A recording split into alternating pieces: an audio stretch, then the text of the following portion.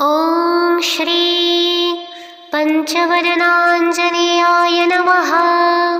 ॐ अस्य श्री पंचमुख हनुमत कवच मंत्रस्य ब्रह्मा ऋषिः गायत्री छन्दः पंचमुख विराट हनुमान देवता। ह्रीं बीजं श्रीं शक्ति क्रौं कीलकं क्रूं कवचं क्रौं अस्त्राय फट् इति दिग्बन्धः।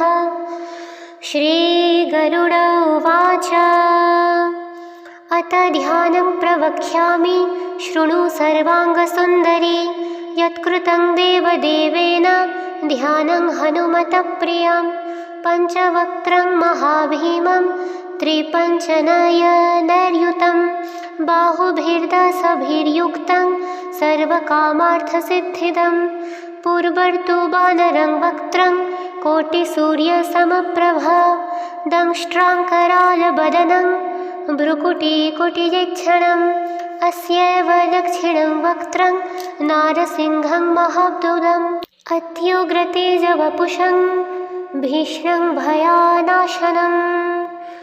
ॐ हरिमर्कटाय स्वाहा। ॐ नमो भगवते पंचवदनाय पूर्वकपिमुखाय सकलशत्रुसंहारणाय स्वाहा। ॐ नमो भगवते पंचवदनाय दक्षिणमुखाय कारालवदनाय नरसिंहाय सकलभूतप्रथमनाय स्वाहा। ॐ नमो भगवते पंचवदनाय पश्चिमुखाय गरुडाननाय सकलविषहराय स्वाहा। ॐ नमो भगवते पंचवदनायोक्तरमुखाय दीवराहाय सकलसमुपकराय स्वाहा। ॐ नमो भगवते पंचवदनायोक्तरमुखाय देवराहाय सकलसमुपकराय स्वाहा। ॐ नमो भगवते पंचनायोर्ध्वमुखाय हयग्रीवाय सकलजनवंशकराय स्वाहा। ॐ अस्य श्री पंचमुख हनुमत मंत्रस्य श्रीरामचंद्र ऋषि अनुष्टुप छन्दः पंचमुख वीर हनुमान देवता। हनुमानिति बीजं वायुपुत्रः इति शक्तिः अंजनीसुत इति कीलकम्। श्रीरामदूत हनुमत प्रसाद सिद्ध्यर्थे जपे विनियोगः इति त्रस्यादिकं विन्यस्य। ॐ अंजनीसुताय अंगुष्ठाभ्यां नमः। ॐ रुद्रमूर्तये तर्जनीभ्यां नमः। ॐ वायुपुत्राय मध्यमाभ्यां नमः। ॐ अग्निगर्भाय अनामिकाभ्यां नमः। ॐ रामदूताय कनिष्ठिकाभ्यां नमः। ॐ पंचमुख हनुमते करतलकरपृष्ठाभ्यां नमः इति करन्यासः। ॐ अंजनीसुताय हृदयाय नमः। ॐ रुद्रमूर्तये शीर्षे स्वाहा। ॐ वायुपुत्राय शिखाय वंशटः। ॐ अग्निगर्भाय कवचाय हुं। ॐ रामदूताय नेत्रत्रयाय वैशटः। ॐ पंचमुख हनुमत अस्त्राय फट् पंचमुख हनुमते स्वाहा। ॐ अस्य श्री पंचमुख हनुमत कवच मंत्रस्य ब्रह्मा ऋषिः गायत्री छन्दः पंचमुख विराट हनुमान देवता। ह्रीं बीजं श्रीं शक्ति क्रौं कीलकं क्रूं कवचं क्रौं अस्त्राय फट् इति दिग्बन्धः।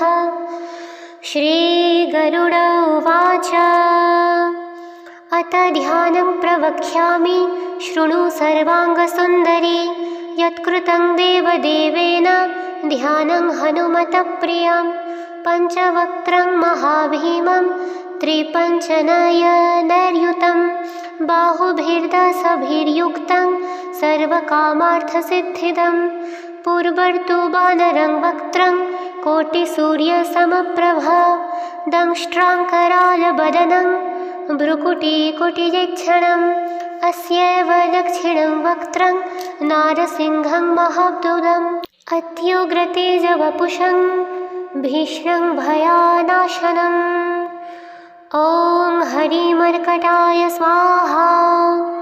ॐ नमो भगवते पंचवदनाय पूर्वकपिमुखाय सकलशत्रुसंहारणाय स्वाहा।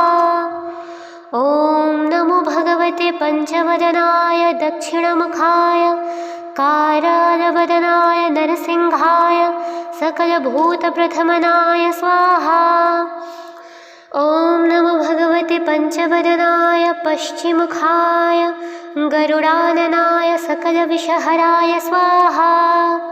ॐ नमो भगवते पंचवदनायोक्तरमुखाय दीवराहाय सकलसमुपकराय स्वाहा।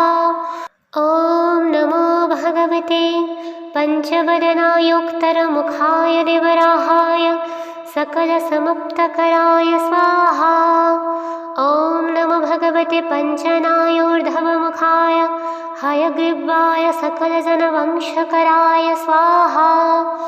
ॐ अस्य श्री पंचमुख हनुमत मंत्रस्य श्रीरामचंद्र ऋषि अनुष्टुपछन्दः पंचमुख वीर हनुमान देवता हनुमानिति बीजं वायुपुत्रः इति शक्तिः अंजनिसुत इति कीलकम् श्रीरामदूत हनुमत प्रसाद सिद्ध्यर्थे जपे विनियोगः इति त्रस्यादिकं विन्यस्य। ॐ अंजनिसुताय अंगुष्ठाभ्यां नमः।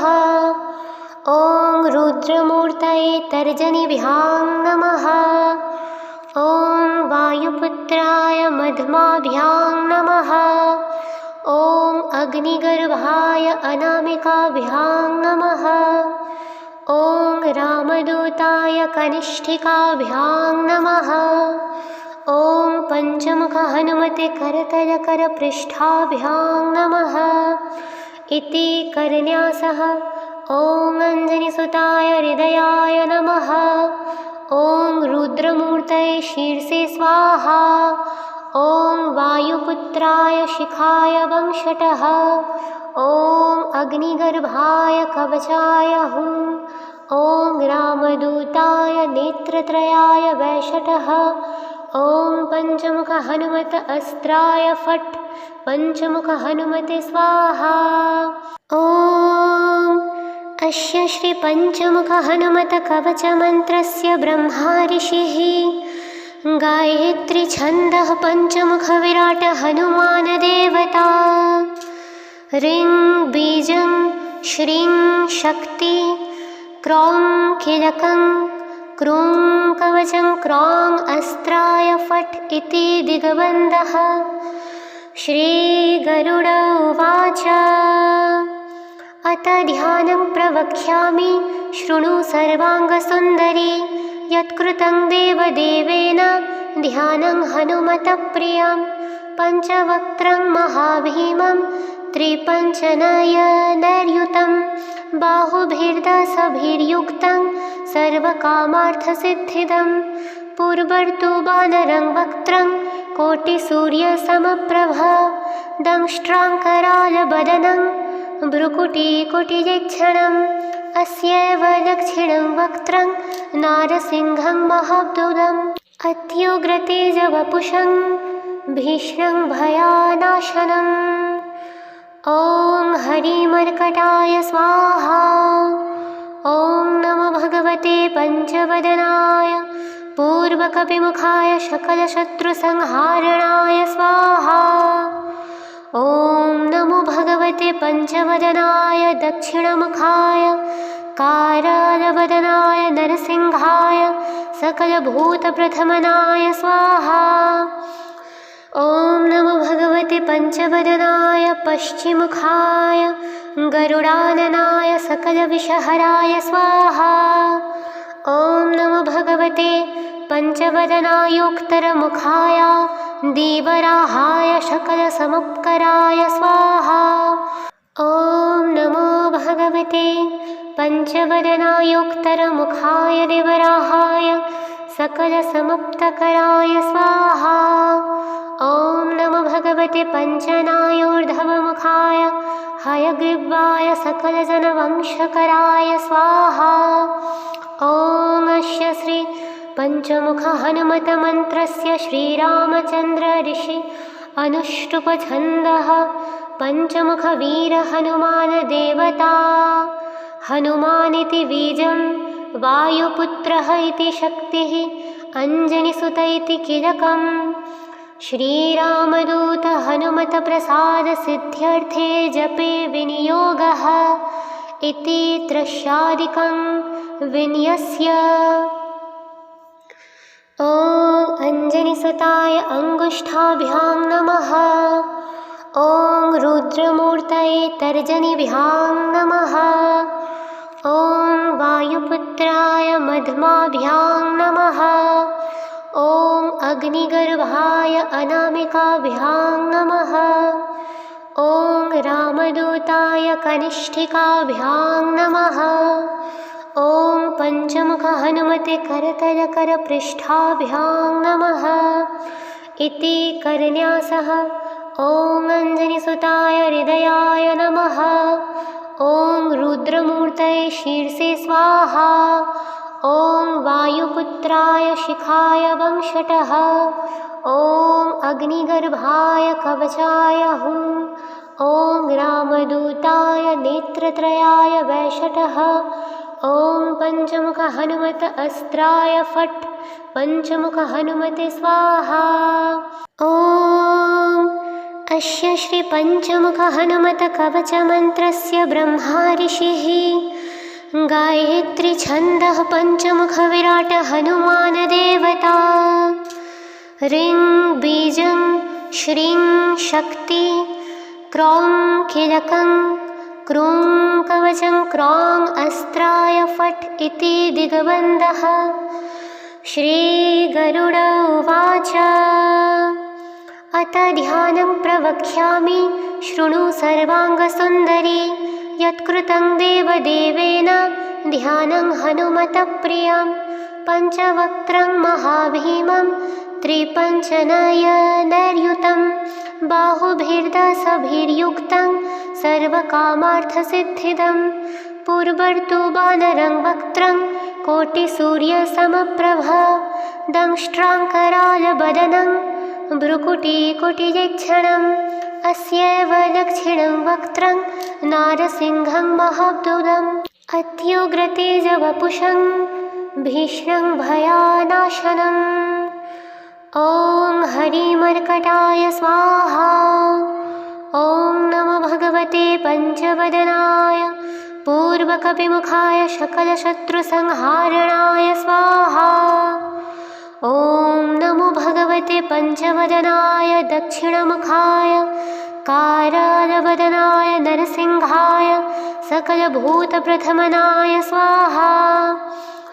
ॐ नमो भगवते पञ्चवदनाय पश्चिमुखाय गरुडाननाय सकलविषहराय स्वाहा।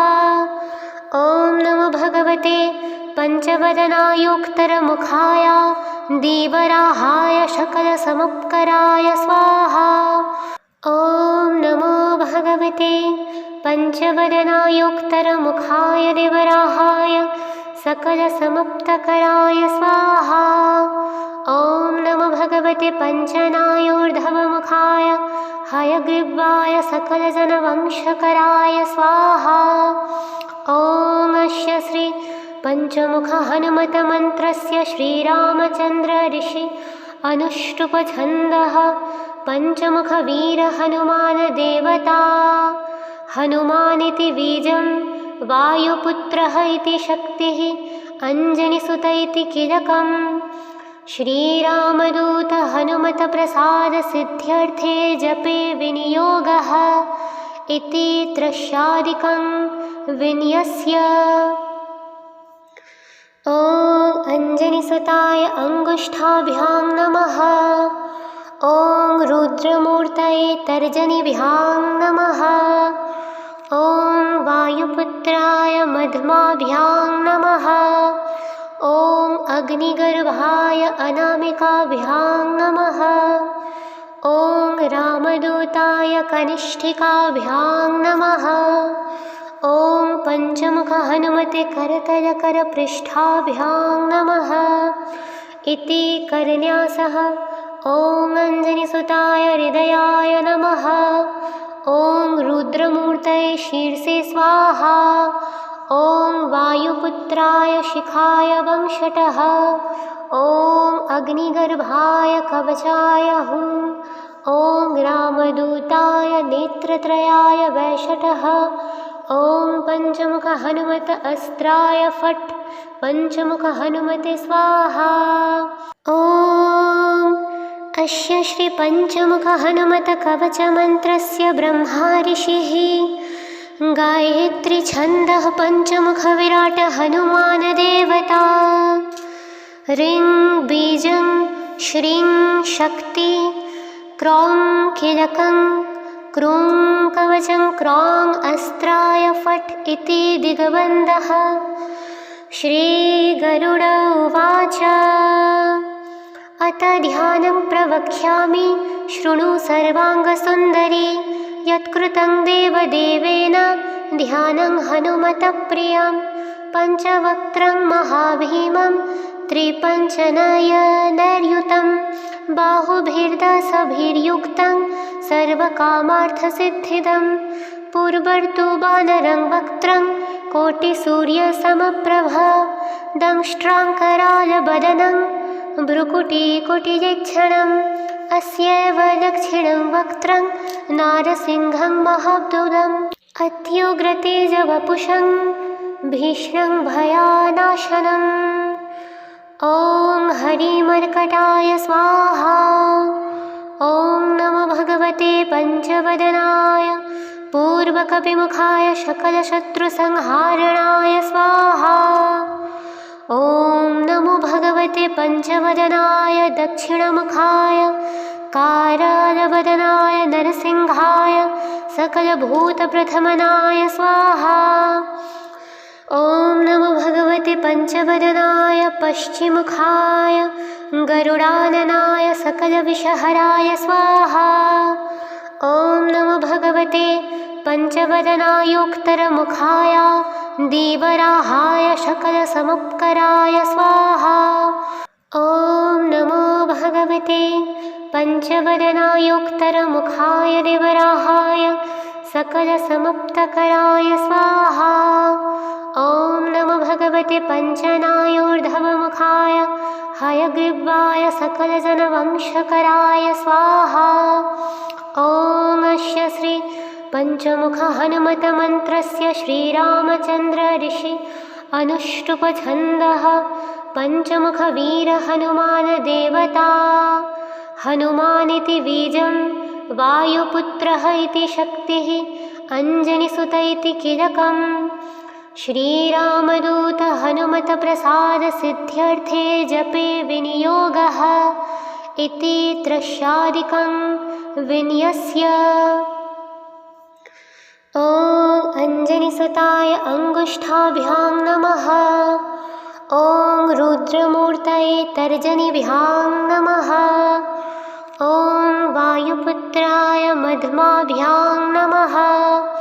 ॐ अग्निगर्भाय अनामिकाभ्यां नमः। ॐ रामदूताय कनिष्ठिकाभ्यां नमः। ॐ पञ्चमुख हनुमते करतलकरपृष्ठाभ्यां नमः।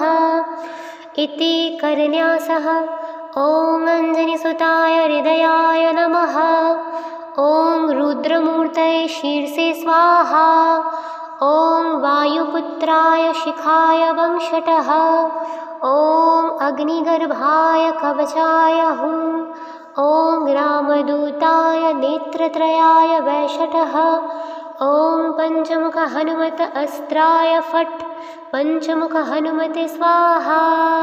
ॐ अस्य श्री पञ्चमुख हनुमत कवचमन्त्रस्य ब्रह्मा ऋषिः गायत्री छन्दः पञ्चमुख विराट हनुमान देवता।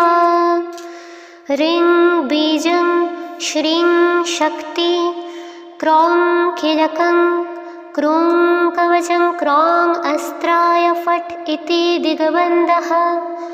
श्रीगरुड उवाच अथ ध्यानं प्रवक्ष्यामि शृणु सर्वाङ्गसुन्दरी। यत्कृतं देवदेवेन ध्यानं हनुमतः प्रियं। पञ्चवक्त्रं महाभीमं त्रिपञ्चनयनैर्युतं बाहुभिर्दशभिर्युक्तं सर्वकामार्थसिद्धिदं। पूर्वर्तु वानरं वक्त्रं कोटिसूर्यसमप्रभा। दंष्ट्राङ्करालबदनं भ्रुकुटिकुटियक्षणम्। अस्यैव दक्षिणं वक्त्रं नारसिंहं महाब्दुदम्। अत्युग्रतेजवपुषं भीष्णं भयानाशनम्। ॐ हरिमर्कटाय स्वाहा। ॐ नमो भगवते पञ्चवदनाय पूर्वकपिमुखाय सकलशत्रुसंहारणाय स्वाहा। ॐ नमो भगवते पञ्चवदनाय दक्षिणमुखाय कारालवदनाय नरसिंहाय सकलभूतप्रथमनाय स्वाहा। ॐ नमो भगवते पञ्चवदनाय पश्चिमुखाय गरुडाननाय सकलविषहराय स्वाहा। ॐ नमो भगवते पञ्चवदनायोक्तरमुखाय दीवराहाय सकलसमुपकराय स्वाहा। ॐ नमो भगवते पञ्चवदनायोक्तरमुखाय देवराहाय सकलसमुपकराय स्वाहा। ॐ नमो भगवते पञ्चनायोर्ध्वमुखाय हयग्रीवाय सकलजनवंशकराय स्वाहा। ॐ अस्य श्री पञ्चमुख हनुमत मन्त्रस्य श्रीरामचन्द्र ऋषि अनुष्टुप्छन्दः पञ्चमुख वीर हनुमान देवता। हनुमानिति बीजं वायुपुत्रः इति शक्तिः अञ्जनिसुत इति कीलकम्। श्रीरामदूत हनुमत प्रसाद सिद्ध्यर्थे जपे विनियोगः इति त्रस्यादिकं विन्यस्य। ॐ अञ्जनिसुताय अङ्गुष्ठाभ्यां नमः। ॐ रुद्रमूर्तये तर्जनीभ्यां नमः। ॐ वायुपुत्राय मध्यमाभ्यां नमः। ॐ अग्निगर्भाय अनामिकाभ्यां नमः। ॐ रामदूताय कनिष्ठिकाभ्यां नमः। ॐ पञ्चमुख हनुमते करतलकरपृष्ठाभ्यां नमः इति करन्यासः। ॐ अञ्जनिसुताय हृदयाय नमः। ॐ रुद्रमूर्तये शीर्षे स्वाहा। ॐ वायुपुत्राय शिखाय वंशटः। ॐ अग्निगर्भाय कवचाय हुं। ॐ रामदूताय नेत्रत्रयाय वैशटः। ॐ पञ्चमुख हनुमत अस्त्राय फट् पञ्चमुख हनुमते स्वाहा। ॐ अस्य श्री पञ्चमुख हनुमत कवचमन्त्रस्य ब्रह्मा ऋषिः गायत्री छन्दः पञ्चमुख विराट हनुमान देवता। ह्रीं बीजं श्रीं शक्ति क्रौं कीलकं क्रूं कवचं क्रौं अस्त्राय फट् इति दिग्बन्धः। श्रीगरुड उवाच अथ ध्यानं प्रवक्ष्यामि शृणु सर्वाङ्गसुन्दरी। यत्कृतं देवदेवेन ध्यानं हनुमतः प्रियं। पञ्चवक्त्रं महाभीमं त्रिपञ्चनयनैर्युतं बाहुभिर्दशभिर्युक्तं सर्वकामार्थसिद्धिदं। पूर्वर्तु वानरं वक्त्रं कोटिसूर्यसमप्रभा। दंष्ट्राङ्करालबदनं भ्रुकुटिकुटियक्षणम्। अस्यैव दक्षिणं वक्त्रं नारसिंहं महाब्दुदम्। अत्युग्रतेजवपुषं भीष्णं भयानाशनम्। ॐ हरिमर्कटाय स्वाहा। ॐ नमो भगवते पञ्चवदनाय पूर्वकपिमुखाय सकलशत्रुसंहारणाय स्वाहा। ॐ नमो भगवते पञ्चवदनाय दक्षिणमुखाय कारालवदनाय नरसिंहाय सकलभूतप्रथमनाय स्वाहा। ॐ नमो भगवते पञ्चवदनाय पश्चिमुखाय गरुडाननाय सकलविषहराय स्वाहा। ॐ नमो भगवते पञ्चवदनायोक्तरमुखाय दीवराहाय सकलसमुपकराय स्वाहा। ॐ नमो भगवते पञ्चवदनायोक्तरमुखाय देवराहाय सकलसमुपकराय स्वाहा। ॐ नमो भगवते पञ्चनायोर्ध्वमुखाय हयग्रीवाय सकलजनवंशकराय स्वाहा। ॐ अस्य श्री पञ्चमुख हनुमतमन्त्रस्य श्रीरामचन्द्र ऋषि अनुष्टुप्छन्दः पञ्चमुखवीर हनुमान देवता। हनुमानिति बीजं वायुपुत्रः इति शक्तिः अञ्जनिसुत इति कीलकम्। श्रीरामदूत हनुमत प्रसाद सिद्ध्यर्थे जपे विनियोगः इति त्रस्यादिकं विन्यस्य। ॐ अञ्जनिसुताय अङ्गुष्ठाभ्यां नमः।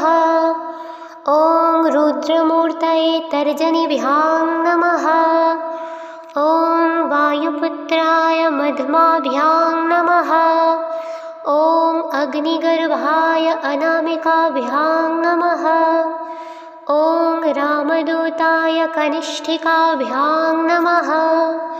ॐ पञ्चमुख हनुमते करतलकरपृष्ठाभ्यां नमः इति करन्यासः। ॐ अञ्जनिसुताय हृदयाय नमः। ॐ रुद्रमूर्तये शीर्षे स्वाहा। ॐ वायुपुत्राय शिखाय वंशटः। ॐ अग्निगर्भाय कवचाय हुं। ॐ रामदूताय नेत्रत्रयाय वैशटः। ॐ पञ्चमुख हनुमत अस्त्राय फट् पञ्चमुख हनुमते स्वाहा। ॐ अस्य श्री पञ्चमुख हनुमत कवचमन्त्रस्य ब्रह्मा ऋषिः गायत्री छन्दः पञ्चमुख विराट हनुमान देवता।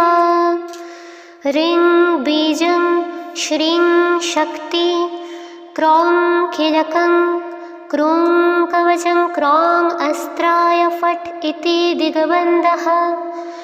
श्रीगरुड उवाच अत ध्यानं प्रवक्ष्यामि शृणु सर्वाङ्गसुन्दरी यत्कृतं देवदेवेन ध्यानं हनुमतप्रियं पञ्चवक्त्रं महाभीमं त्रिपञ्चनयनैर्युतं बाहुभिर्दशभिर्युक्तं सर्वकामार्थसिद्धिदं पूर्वर्तु वानरं वक्त्रं कोटिसूर्यसमप्रभ दंष्ट्राङ्करालवदनं भ्रुकुटिकुटियक्षणम् अस्यैव दक्षिणं वक्त्रं नारसिंहं महाब्दुदम् अत्युग्रतेजवपुषं भीष्णं भयानाशनम्। ॐ हरिमर्कटाय स्वाहा। ॐ नमो भगवते पञ्चवदनाय पूर्वकपिमुखाय सकलशत्रुसंहारणाय स्वाहा। ॐ नमो भगवते पञ्चवदनाय दक्षिणमुखाय कारालवदनाय नरसिंहाय सकलभूतप्रथमनाय स्वाहा। ॐ नमो भगवते पञ्चवदनाय पश्चिमुखाय गरुडाननाय सकलविषहराय स्वाहा। ॐ नमो भगवते पञ्चवदनायोक्तरमुखाय दीवराहाय सकलसमुपकराय स्वाहा। ॐ नमो भगवते पञ्चवदनायोक्तरमुखाय देवराहाय सकलसमुपकराय स्वाहा। ॐ नमो भगवते पञ्चनायोर्ध्वमुखाय हयग्रीवाय सकलजनवंशकराय स्वाहा।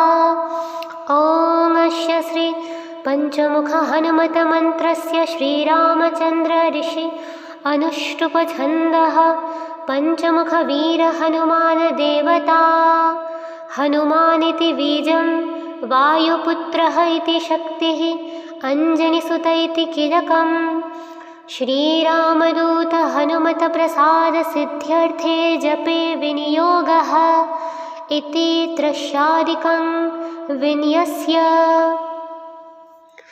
ॐ अंजनिसुताय अंगुष्ठाभ्यां नमः।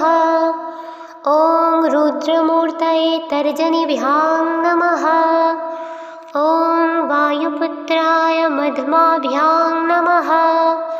ॐ अग्निगर्भाय अनामिकाभ्यां नमः। ॐ रामदूताय कनिष्ठिकाभ्यां नमः। ॐ पंचमुख हनुमते करतलकरपृष्ठाभ्यां नमः इति करन्यासः। ॐ अंजनिसुताय हृदयाय नमः। ॐ रुद्रमूर्तये शीर्षे स्वाहा। ॐ वायुपुत्राय शिखाय वंशटः। ॐ अग्निगर्भाय कवचाय हुं। ॐ रामदूताय नेत्रत्रयाय वैशटः। ॐ पंचमुख हनुमत अस्त्राय फट् पंचमुख हनुमते स्वाहा। ॐ अस्य श्री पंचमुख हनुमत कवच मंत्रस्य ब्रह्मा ऋषिः गायत्री छन्दः पंचमुख विराट हनुमान देवता ह्रीं बीजं श्रीं शक्ति क्रौं कीलकं क्रूं कवचं क्रौं अस्त्राय फट् इति दिग्बन्धः। श्रीगरुड उवाच अत ध्यानं प्रवक्ष्यामि शृणु सर्वाङ्गसुन्दरी यत्कृतं देवदेवेन ध्यानं हनुमतः प्रियं पञ्चवक्त्रं महाभीमं त्रिपञ्चनयनैर्युतं बाहुभिर्दशभिर्युक्तं सर्वकामार्थसिद्धिदं पूर्वर्तु वानरं वक्त्रं कोटिसूर्यसमप्रभ दंष्ट्राङ्करालबदनं भ्रुकुटिकुटियक्षणम् अस्यैव दक्षिणं वक्त्रं नारसिंहं महाब्दुदम् अत्युग्रतेजवपुषं भीष्णं भयानाशनम्। ॐ हरिमर्कटाय स्वाहा। ॐ नमो भगवते पंचवदनाय पूर्वकपिमुखाय सकलशत्रुसंहारणाय स्वाहा। ॐ नमो भगवते पंचवदनाय दक्षिणमुखाय कारालवदनाय नरसिंहाय सकलभूतप्रथमनाय स्वाहा। ॐ नमो भगवते पंचवदनाय पश्चिमुखाय गरुडाननाय सकलविषहराय स्वाहा। ॐ नमो भगवते पंचवदनायोक्तरमुखाय दीवराहाय सकलसमुपकराय स्वाहा। ॐ नमो भगवते पंचवदनायोक्तरमुखाय देवराहाय सकलसमुपकराय स्वाहा। ॐ नमो भगवते पंचनायोर्ध्वमुखाय हयग्रीवाय सकलजनवंशकराय स्वाहा। ॐ अस्य श्री पंचमुख हनुमत मंत्रस्य श्रीरामचंद्र ऋषि अनुष्टुप छन्दः पंचमुख वीर हनुमान देवता हनुमानिति बीजं वायुपुत्रः इति शक्तिः अंजनिसुत इति कीलकम् श्रीरामदूत हनुमत प्रसाद सिद्ध्यर्थे जपे विनियोगः इति त्रस्यादिकं विन्यस्य। ॐ अंजनिसुताय अंगुष्ठाभ्यां नमः। ॐ रुद्रमूर्तये तर्जनीभ्यां नमः। ॐ वायुपुत्राय मध्यमाभ्यां नमः। ॐ अग्निगर्भाय अनामिकाभ्यां नमः। ॐ रामदूताय कनिष्ठिकाभ्यां नमः। ॐ पंचमुख हनुमते करतलकरपृष्ठाभ्यां नमः इति करन्यासः। ॐ अञ्जनिसुताय हृदयाय नमः। ॐ रुद्रमूर्तये शीर्षे स्वाहा। ॐ वायुपुत्राय शिखाय वंशटः। ॐ अग्निगर्भाय कवचाय हुं। ॐ रामदूताय नेत्रत्रयाय वैशटः। ॐ पञ्चमुख हनुमत अस्त्राय फट् पञ्चमुख हनुमते स्वाहा। ॐ अस्य श्री पञ्चमुख हनुमत कवचमन्त्रस्य ब्रह्मा ऋषिः गायत्री छन्दः पञ्चमुख विराट हनुमान देवता। ह्रीं बीजं श्रीं शक्ति क्रौं कीलकं क्रूं कवचं क्रौं अस्त्राय फट् इति दिग्बन्धः। श्रीगरुड उवाच अथ ध्यानं प्रवक्ष्यामि शृणु सर्वाङ्गसुन्दरी। यत्कृतं देवदेवेन ध्यानं हनुमतप्रियं। पञ्चवक्त्रं महाभीमं त्रिपञ्चनयनैर्युतं बाहुभिर्दशभिर्युक्तं सर्वकामार्थसिद्धिदं। पूर्वर्तु वानरं वक्त्रं कोटिसूर्यसमप्रभ। दंष्ट्राङ्करालवदनं भ्रुकुटिकुटियच्छणम्। अस्यैव दक्षिणं वक्त्रं नारसिंहं महाब्दुदम्। अत्युग्रतेजवपुषं भीष्णं भयानाशनम्। ॐ हरिमर्कटाय स्वाहा। ॐ नमो भगवते पञ्चवदनाय पूर्वकपिमुखाय सकलशत्रुसंहारणाय स्वाहा। ॐ नमो भगवते पञ्चवदनाय दक्षिणमुखाय कारालवदनाय नरसिंहाय सकलभूतप्रथमनाय स्वाहा। ॐ नमो भगवते पञ्चवदनाय पश्चिमुखाय गरुडाननाय सकलविषहराय स्वाहा।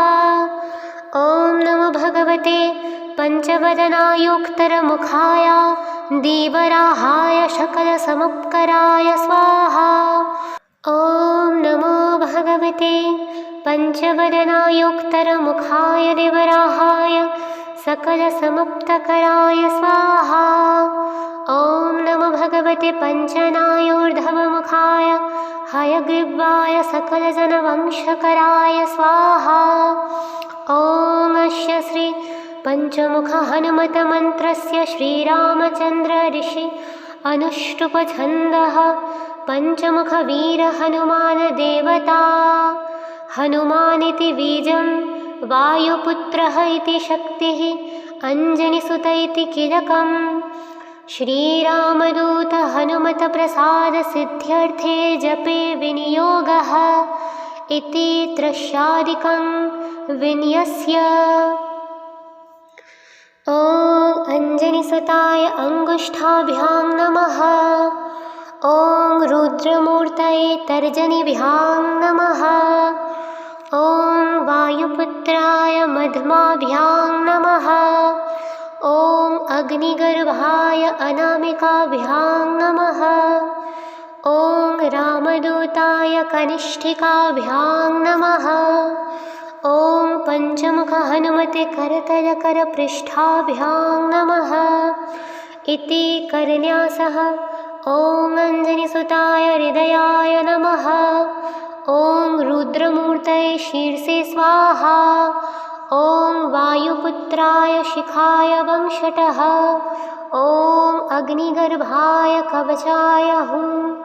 ॐ रामदूताय नेत्रत्रयाय वैशटः। ॐ पञ्चमुख हनुमत अस्त्राय फट् पञ्चमुख हनुमते स्वाहा। ॐ अस्य श्री पञ्चमुख हनुमत कवचमन्त्रस्य ब्रह्मा ऋषिः गायत्री छन्दः पञ्चमुख विराट हनुमान देवता। ह्रीं बीजं श्रीं शक्ति क्रौं कीलकं क्रूं कवचं क्रौं अस्त्राय फट् इति दिग्बन्धः। श्रीगरुड उवाच अथ ध्यानं प्रवक्ष्यामि शृणु सर्वाङ्गसुन्दरी यत्कृतं देवदेवेन ध्यानं हनुमतः प्रियं पञ्चवक्त्रं महाभीमं त्रिपञ्चनयनैर्युतं बाहुभिर्दशभिर्युक्तं सर्वकामार्थसिद्धिदं पूर्वर्तु वानरं वक्त्रं कोटिसूर्यसमप्रभ दंष्ट्राङ्करालवदनं भ्रुकुटिकुटियक्षणम् अस्यैव दक्षिणं वक्त्रं नारसिंहं महाब्दुदम् अत्युग्रतेजवपुषं भीष्णं भयानाशनम् ॐ हरिमर्कटाय स्वाहा। ॐ नमो भगवते पञ्चवदनाय पूर्वकपिमुखाय सकलशत्रुसंहारणाय स्वाहा।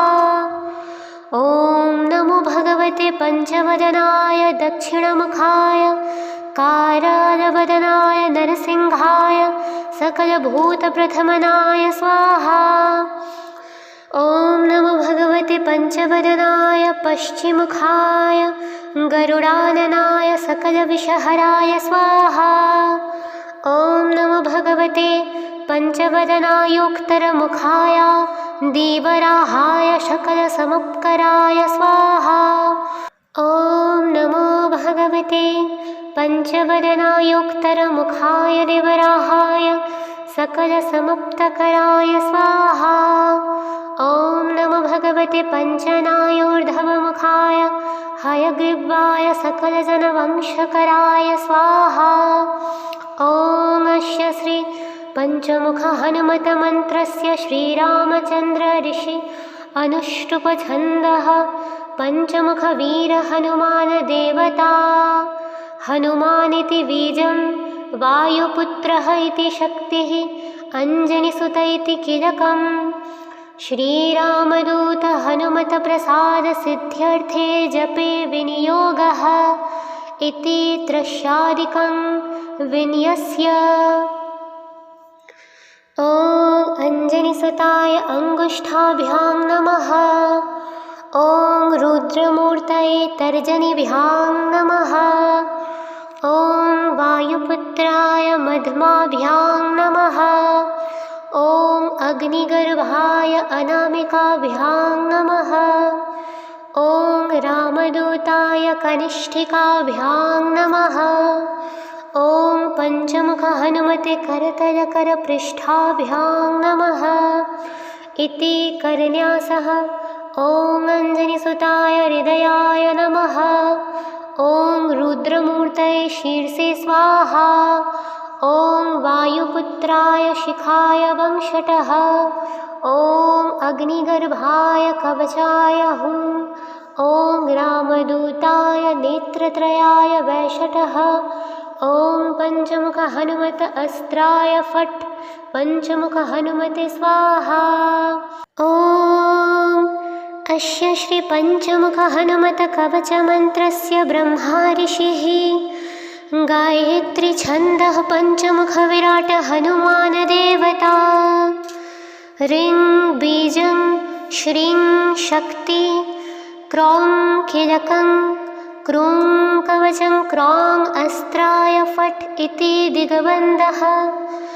श्रीगरुड उवाच अत ध्यानं प्रवक्ष्यामि शृणु सर्वाङ्गसुन्दरी यत्कृतं देवदेवेन ध्यानं हनुमतः प्रियं पञ्चवक्त्रं महाभीमं त्रिपञ्चनयनैर्युतं बाहुभिर्दशभिर्युक्तं सर्वकामार्थसिद्धिदं पूर्वर्तु वानरं वक्त्रं कोटिसूर्यसमप्रभ दंष्ट्राङ्करालवदनं भ्रुकुटिकुटियक्षणम् अस्यैव दक्षिणं वक्त्रं नारसिंहं महाब्दुदम् अत्युग्रतेजवपुषं भीष्णं भयानाशनम् ॐ हरिमर्कटाय स्वाहा।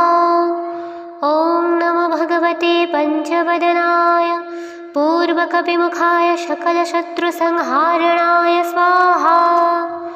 ॐ नमो भगवते पञ्चवदनाय दक्षिणमुखाय कारालवदनाय नरसिंहाय सकलभूतप्रथमनाय स्वाहा। पञ्चवदनाय पश्चिमुखाय गरुडाननाय सकलविषहराय स्वाहा। ॐ नमो भगवते पञ्चवदनायोक्तरमुखाय दीवराहाय सकलसमुपकराय स्वाहा। ॐ नमो भगवते पञ्चवदनायोक्तरमुखाय देवराहाय सकलसमुपकराय स्वाहा। ॐ नमो भगवते पञ्चनायोर्ध्वमुखाय हयग्रीवाय सकलजनवंशकराय स्वाहा। ॐ अस्य श्री पञ्चमुख हनुमतमन्त्रस्य श्रीरामचन्द्र ऋषि अनुष्टुप्छन्दः पञ्चमुखवीर हनुमान देवता। हनुमानिति बीजं वायुपुत्रः इति शक्तिः अञ्जनिसुत इति कीलकम्। श्रीरामदूत हनुमत प्रसाद सिद्ध्यर्थे जपे विनियोगः इति त्रस्यादिकं विन्यस्य। ॐ अञ्जनिसुताय अङ्गुष्ठाभ्यां नमः। ॐ रुद्रमूर्तये तर्जनीभ्यां नमः। ॐ वायुपुत्राय मध्यमाभ्यां नमः। ॐ अग्निगर्भाय अनामिकाभ्यां नमः। ॐ रामदूताय कनिष्ठिकाभ्यां नमः। ॐ पञ्चमुख हनुमते करतलकरपृष्ठाभ्यां नमः इति करन्यासः। ॐ अञ्जनिसुताय हृदयाय नमः। ॐ रुद्रमूर्तये शीर्षे स्वाहा। ॐ वायुपुत्राय शिखाय वंशटः। ॐ अग्निगर्भाय कवचाय हुं। ॐ रामदूताय नेत्रत्रयाय वैशटः। ॐ पञ्चमुख हनुमत अस्त्राय फट् पञ्चमुख हनुमते स्वाहा। ॐ अस्य श्री पञ्चमुख हनुमत कवचमन्त्रस्य ब्रह्मा ऋषिः गायत्री छन्दः पञ्चमुख विराट हनुमान देवता। ह्रीं बीजं श्रीं शक्ति क्रौं कीलकं क्रूं कवचं क्रौं अस्त्राय फट् इति दिग्बन्धः। श्रीगरुड उवाच अत ध्यानं प्रवक्ष्यामि शृणु सर्वाङ्गसुन्दरी यत्कृतं देवदेवेन ध्यानं हनुमतप्रियं पञ्चवक्त्रं महाभीमं त्रिपञ्चनयनैर्युतं बाहुभिर्दशभिर्युक्तं सर्वकामार्थसिद्धिदं पूर्वर्तु वानरं वक्त्रं कोटिसूर्यसमप्रभ दंष्ट्राङ्करालबदनं भ्रुकुटिकुटियक्षणम् अस्यैव दक्षिणं वक्त्रं नारसिंहं महाब्दुदम् अत्युग्रतेजवपुषं भीष्णं भयानाशनम्। ॐ हरिमर्कटाय स्वाहा। ॐ नमो भगवते पञ्चवदनाय पूर्वकपिमुखाय सकलशत्रुसंहारणाय स्वाहा। ॐ नमो भगवते पञ्चवदनाय दक्षिणमुखाय कारालवदनाय नरसिंहाय सकलभूतप्रथमनाय स्वाहा। ॐ नमो भगवते पञ्चवदनाय पश्चिमुखाय गरुडाननाय सकलविषहराय स्वाहा। ॐ नमो भगवते पञ्चवदनायोक्तरमुखाय दीवराहाय सकलसमुपकराय स्वाहा। ॐ नमो भगवते पञ्चवदनायोक्तरमुखाय देवराहाय सकलसमुपकराय स्वाहा। ॐ नमो भगवते पञ्चनायोर्ध्वमुखाय हयग्रीवाय सकलजनवंशकराय स्वाहा। ॐ अस्य श्री पञ्चमुख हनुमतमन्त्रस्य श्रीरामचन्द्र ऋषि अनुष्टुप्छन्दः पञ्चमुखवीर हनुमान देवता। हनुमानिति बीजं वायुपुत्रः इति शक्तिः अञ्जनिसुत इति कीलकम्। श्रीरामदूत हनुमत प्रसाद सिद्ध्यर्थे जपे विनियोगः इति त्रस्यादिकं विन्यस्य। ॐ अञ्जनिसुताय अङ्गुष्ठाभ्यां नमः। ॐ रुद्रमूर्तये तर्जनीभ्यां नमः। ॐ वायुपुत्राय मध्यमाभ्यां नमः। ॐ अग्निगर्भाय अनामिकाभ्यां नमः। ॐ रामदूताय कनिष्ठिकाभ्यां नमः। ॐ पञ्चमुखहनुमते करतलकरपृष्ठाभ्यां नमः इति करन्यासः। ॐ अञ्जनिसुताय हृदयाय नमः। ॐ रुद्रमूर्तये शीर्षे स्वाहा। ॐ वायुपुत्राय शिखाय वंशटः। ॐ अग्निगर्भाय कवचाय हुं। ॐ रामदूताय नेत्रत्रयाय वैशटः। ॐ पञ्चमुखहनुमत अस्त्राय फट्। पञ्चमुखहनुमते स्वाहा।